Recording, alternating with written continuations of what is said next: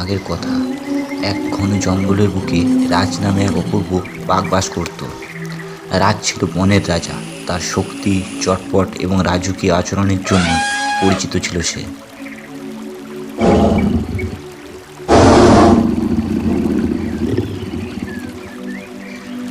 রাজ আত্মবিশ্বাসের সাথে সবুজের মধ্যে দিয়ে ঘুরে বেড়াতো। সূর্যের আলোতে তার সোনালি পশম জ্বলজ্বল করত।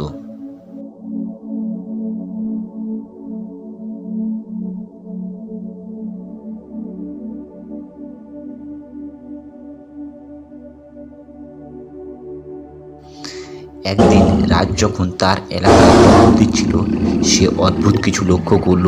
একদল জোড়া শিকারী কাছাকাছি জলের গর্তের কাছে একটা ফাঁদ স্থাপন করেছিল। একদল জোড়া শিকারী কাছাকাছি জলের গর্তের কাছে একটা ফাঁদ স্থাপন করেছিল, সেখানে জলপান করতে আসা বন্য প্রাণীদের ধরার উদ্দেশ্যে। রাজের মন দুঃখে ও রাগে ভরে গেল। সে এই নির্মম মানবতার প্রিয় জঙ্গল এবং এর বাসিন্দাদের ক্ষতি করতে দিতে পারে না। দৃঢ় সংকল্প নিয়ে রাজ একটি পরিকল্পনা তৈরি করল।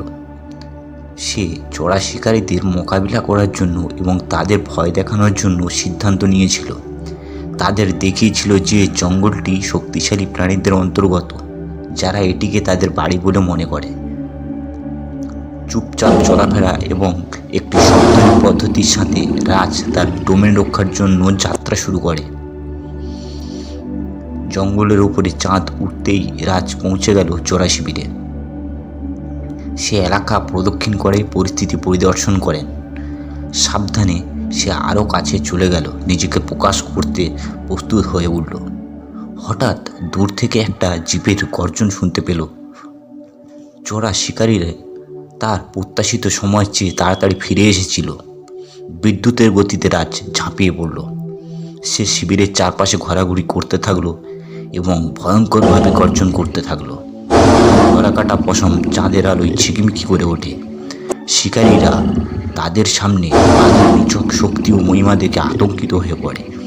তারা দ্রুত তাদের নিষ্ঠুর পরিকল্পনা পরিত্যাগ করে তাদের জিপে উঠে পালিয়ে যায়। তার সাফল্যে সন্তুষ্ট হয়ে রাজ চোরা শিকারীদের পালিয়ে যেতে দেখে। রাজ জয়ধ্বনিতে গর্জন করে ওঠে। তার শক্তিশালী কণ্ঠ জঙ্গলের মধ্য দিয়ে প্রতিধ্বনিত হতে থাকে। অন্যান্য প্রাণী যারা তার সাহসিকতা প্রত্যক্ষ করেছিল, তারা তাদের লুকানোর জায়গা থেকে বেরিয়ে এসেছিল। তাদের কৃতজ্ঞতা এবং প্রশংসা প্রকাশ করেছিল রাজকে। সেই দিন থেকেই রাজ জঙ্গলের সাহস ও সুরক্ষার প্রতীক হয়ে ওঠে। প্রাণীরা তাদের অভিভাবক হিসেবে রাজকে দেখেছিল এবং রাজ আনন্দের সাথেই ভূমিকা পালন করেছিল। সে জঙ্গলের আগের চেয়ে আরও নিষ্ঠার সাথে টহল দিয়েছিল, প্রতিটি প্রাণীর সুরক্ষা এবং মঙ্গল নিশ্চিত করে যারা তাকে তাদের বাড়ি মনে করে। রাজের বীরত্বপূর্ণ কাজের খবর দূর দূরান্তে ছড়িয়ে পড়ল।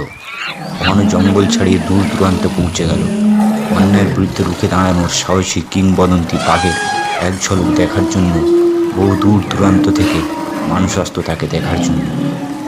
এইভাবেই রাজ হয়ে উঠেছিল জঙ্গলের রাজ।